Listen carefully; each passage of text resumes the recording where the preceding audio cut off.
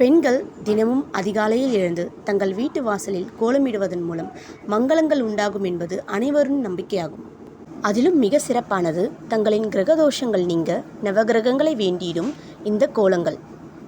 கிரகதோஷங்கள் நீங்க நீங்களும் இந்த நவகிரக கோலங்களை இட்டு நலம் பெறுக. அன்றாடம் நம் கண்ணுக்கு தெரியும் கடவுளாக விளங்கக்கூடியவர் ஆதித்த பகவான். இந்த சூரிய பகவானை நாம வழிபடுறது அப்படிங்கிறது தொன்று தொட்டு நம்முடைய பெரியவங்க நமக்கு கொடுத்துட்டு இருந்த ஒரு வழிபாடு. ஆனா இன்னைக்கு நிறைய பேர் சூரிய நமஸ்காரம் செய்யறதே இல்லை. சூரிய நமஸ்காரம் அப்படிங்கிறதுல ரெண்டு வகை உண்டு. ஒண்ணு, சூரிய நமஸ்காரம் என்று நாம் செய்யக்கூடிய உடற்பயிற்சி முறை, அதற்கும் சூரிய நமஸ்காரம்னு தான் பேரெல்லாம். அது உடலுக்கான பயிற்சி. மனதிற்கும் நம்முடைய வாழ்க்கைக்கும் நல்ல ஆரோக்கியத்தையும் நிம்மதியையும் தர வேண்டி சூரிய பகவான வாசல்ல நின்று கையெடுத்து அவரை கும்பிட்டு வழிபடக்கூடிய சூரிய நமஸ்காரங்கள் அன்றாடம் காலையில எழுந்து ஆதித்த பகவானுடைய உதய நேரத்துல, அதாவது 6 மணிக்கு, அந்த 5:30 6:15 நம்ம செஞ்சிடணும். அதுதான் ரொம்ப நல்ல நேரம். 5:45 கூட வச்சுக்கலாம். ஏன்னா அப்பதான் கொஞ்சம் லேசா நமக்கு கிளம்ப ஆரம்பிப்பார். அதுவும் வெயில் நேரம்னா சீக்கிரமா வந்துருவார். அந்த 6 மணிங்கிறது நல்ல சரியான நேரம்.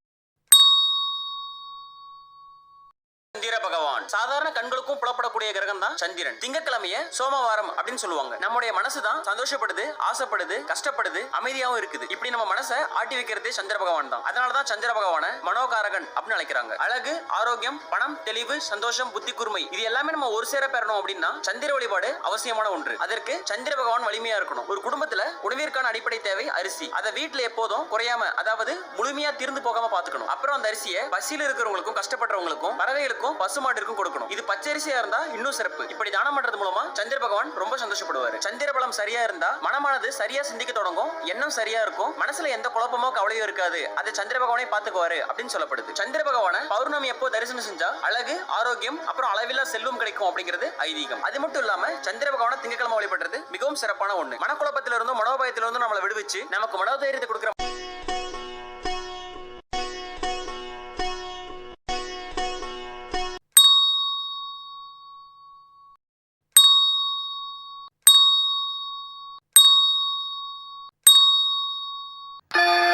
புருமணிகே செவ்வாய் தேவே குறைவிலாதருள்வாய் குணமுடன் வாழ மங்களச் செவ்வாய் மலரடி போற்றி அங்காரகனே அவதிகள் நீக்கு.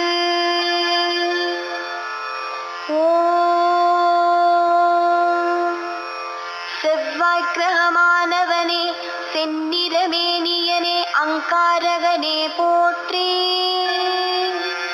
4 கரத்தோனே போற்றி.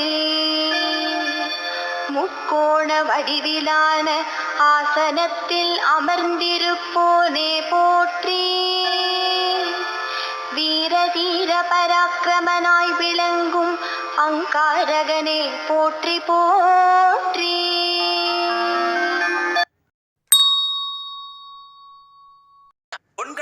புதன் கிடைக்காது அப்படின்னு சொல்லுவாங்க. அதுக்கு என்ன காரணம் அப்படின்னா கல்வி, கலை, வித்தைகளுக்கு அதிபதி புத பகவான் தான். நமக்கு புத்தி கூர்மையை தருபவர் புதன் பகவான். எந்த ஒரு விஷயத்தையும் கண்ணால பார்த்த உடனே அதை கையால செய்யறதுக்கு புதனோட அனுகிரகம் கண்டிப்பா வேணும். கற்றவர்களுக்கு சென்ற இடமெல்லாம் சிறப்பு அப்படிங்கிற வாழ்க்கைக்கு தேவையான அடிப்படை கல்வி செல்வத்தை வழங்குபவர் புத பகவான். புதன் பகவானை வழிபடுறதுக்கு உகந்த கிழமை புதன்கிழமை. படிப்புல கொஞ்சம் மந்தமா இருக்கிறவங்க, அடிக்கடி ஞாபகம் மறதி வரவங்க, சீர்காழிக்கு பக்கத்துல இருக்கிற திருவெண்காடு அப்படிங்கிற ஊர்ல கோயில் கொண்டு இருக்கிற சுவேதானேஸ்வரரை புதன்கிழமையில சென்று வழிபட்டா நல்ல பலன்கள் கிடைக்கும் அப்படிங்கிறது ஐதீகம். புதன்கிழமையில புதன் ஓரை காலை 6 மணியிலிருந்து 7 மணி வரையிலும், இரவு 8 மணியிலிருந்து 9 மணி வரையிலும் புதன் பகவானை வழிபடலாம். புதன்கிழமையில மட்டும் இல்லாம நம்ம எப்பெல்லாம் கோயிலுக்கு போறோமோ அப்பெல்லாம் நவகிரகத்துல இருக்கிற புதன் பகவானை மனசார நினைச்சுக்கிட்டு புதன் பகவானுக்குரிய காயத்ரி மந்திரத்தை சொல்லி வந்தா மன கஷ்டங்களையும் மனக்குழப்பத்தையும் போக்கி நம்மளோட மனசையும் புத்தியும் தெளிவடைய செய்வாரு புதன் பகவான். புதனோட அருள் இருந்தா புத்தி மட்டும் இல்லாம சொத்தும் சேரும், தீராத நோய்களும் தீரும், பேச்சில் வல்லமை உண்டாகும் அப்படின்னு சொல்லப்படுது. புத்தியை தெளிவாக்குற கிரகங்களில் இளவரசன் புதன் பகவான்.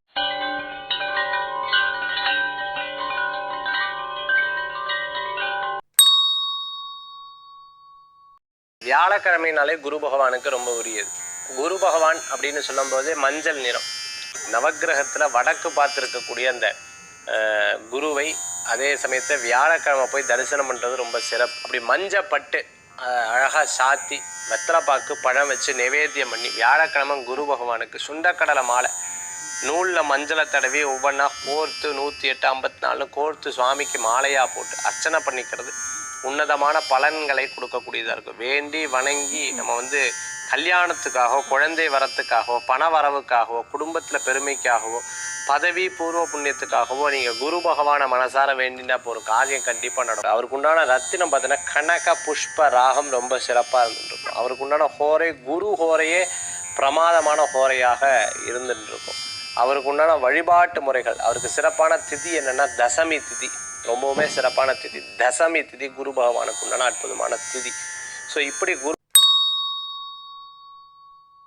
சுக்கிரன் அசுரகுரு அப்படின்னு சொல்லப்பட்ட சுக்கராச்சாரியர் தான் சுக்கிர பகவான். திடீர்னு ஒருத்தங்க பணக்காராகும் போது அவனுக்கு சரியான சுக்கிரகம் அடிச்சிருச்சியா அப்படின்னு சொல்றதை நம்ம கேள்விப்பட்டிருப்போம். கிரகங்கள்லயே அப்படி ஒரு சுபகிரகமா சுக்கிர பகவான் திகழ்றாரு. நல்ல மனைவி, வீடு, வாகனம், மகிழ்ச்சியான வாழ்க்கை அப்படின்னு சொல்லி அனைத்து நற்பலன்களையும் தர்றது சுக்கிரன் தான். ஒருத்தங்க பணச்செழிப்போட இருக்கிறதுக்கு சுக்கிர பகவானோட பேரருள் ரொம்ப ரொம்ப அவசியம். வெள்ளிக்கிழமை சுக்கிர பகவானோட ஆதிக்கம் நிறைந்த நாளா சொல்லப்படுது. இந்த நாள்ல சுக்கிர பகவான் வழிபட்டு வந்தா ஐஸ்வர்ய கடாட்சம் நம்மோட வீட்டுல நிறைஞ்சிருக்கும். சுக்கிர பகவானுக்கு உரிய உலகம் வெள்ளி அப்படிங்கறதுனால வெள்ளிக்கிழமை நாள்ல வெள்ளி விளக்கேத்தி வழிபட்டு வந்தோம்னா சகல நன்மைகளும் உண்டாகும் அப்படிங்கிறது ஐதீகம். ஒரு மனுஷனுக்கு பணம், பொருள், பதவி, சாப்பாடு, அப்புறம் இருக்கிற இடம் அப்படின்னு சொல்லி எது இருந்தாலும் இல்லாவிட்டாலும் கூட வம்ச விருத்திக்கு அதிபதியும் சுக்கிரன் தான். இதனாலதான் இவரை களத்திரக்காரகன் அப்படின்னு அழைக்கிறாங்க. 9 கிரகங்கள்லயும் மிக மிக தனித்தன்மை வாய்ந்தவர் சுக்கிரன் அப்படின்னு சொல்றதுக்கு ஒரு காரணம் இருக்கு. அது என்னன்னா சுக்கிரன் ஒருத்தர் மட்டும்தான் எல்லா லக்கணங்களுக்கும் கேந்திரங்கள்ல உச்சம் பெறுவார். அனைத்து நற்பலன்களையும் வாரி வழங்குற சுக்கிர பகவான்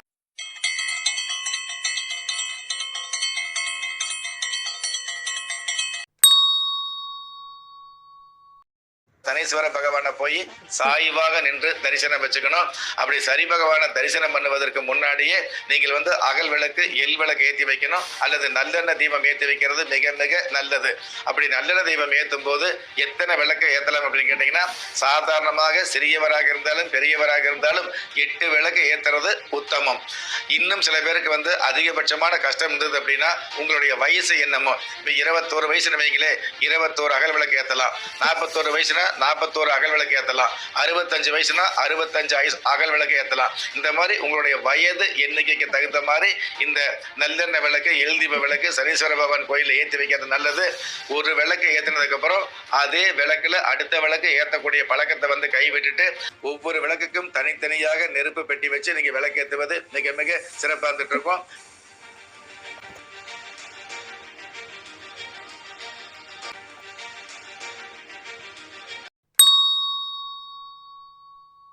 ராகு பகவான் ஒளி கிரகங்களா இருக்கிற சூரியன் அப்புறம் சந்திரனை தன்னோட பிடியில சிக்க வச்சு அவர்களோட சக்தியை செயலுக்கு செய்யும் அளவுக்கு வலிமை கொண்டவரா இருக்கிறாரு ராகு பகவான். கலியுகத்துல மிகவும் வலுவாக செயல்படும் கிரகமும் ராகுதான். மெய், வாய், கண், மூக்கு, காது இந்த 5 புலன்களையும் இயக்கி புற சிந்தனைகளை உருவாக்கி உலக ஆசைகளோடு வாழ வைப்பதே ராகுவின் வேலை. ஆசை இருக்கிற மனிதனே தவறு செய்வான். இந்த 5 புலன்களையும் அடக்கினாதான் அகசிந்தனை உருவாகும். 5 புலன்களையும் அடக்க பாடம் கற்பிப்பவர் தான் ராகு பகவான். ராகு பகவான் சுப கிரகங்களோட சேர்ந்திருந்தா நினைச்சதை நிறைவேற்றக்கூடிய ஆற்றல், நல்ல மனதைரியம், நகை, சொத்து அப்படின்னு சொல்லி அள்ளி அள்ளி கொடுப்பாரு. அதுவே ராகு பகவான் பலமில்லாம இருந்தா உடல்நல பாதிப்பு, எதிர்பாராத விபத்துக்களை சந்திக்கிற சூழ்நிலை, கணவன் மனைவி கருத்து வேறுபாடு, தவறான பெண்களோட சேர்க்கைகள் அப்படின்னு சொல்லி துக்க பலன்கள் உண்டாகும். ஒருத்தர் தன்னோட முன்ஜென்மத்துல செஞ்ச பாவ புண்ணியங்களுக்கு ஏற்ற மாதிரி ராகு பகவான் ஒருத்தரோட ஜாதகத்தில் அமர்வதா சொல்லப்படுது. இதனாலதான் ராகுவை போல் கொடுப்பாரும் இல்லை கெடுப்பாரும் இல்லை அப்படின்னு சொல்லுவாங்க. பஞ்சமி தீதியில விரதம் இருந்து ராகு பகவான் வழிபட்டு ராகு காயத்ரி மந்திரத்தை 108 முறை சொல்லி வந்தா ராகு தோஷம், நாகதோஷம் அப்படின்னு சொல்லப்படுற தோஷங்கள்லாம் விலகும் அப்படிங்கிறது ஐதீகம். நஞ்சன், நிழல் கிரகம் அப்படின்னு சொல்லப்படுற ராகு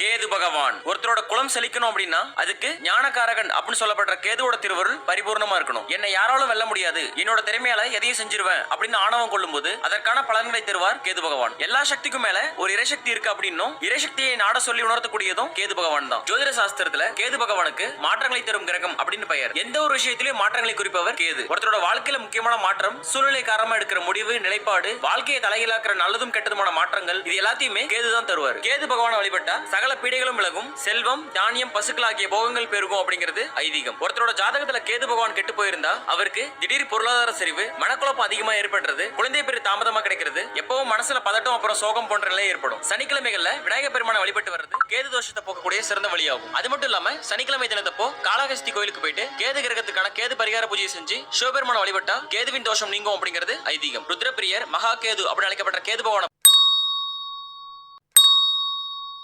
இந்த வீடியோ உங்களுக்கு பிடிச்சிருந்தா நம்ம சேனலை சப்ஸ்கிரைப் பண்ணுங்கள். தேங்க்ஸ் ஃபார் வாட்சிங் மை வீடியோ.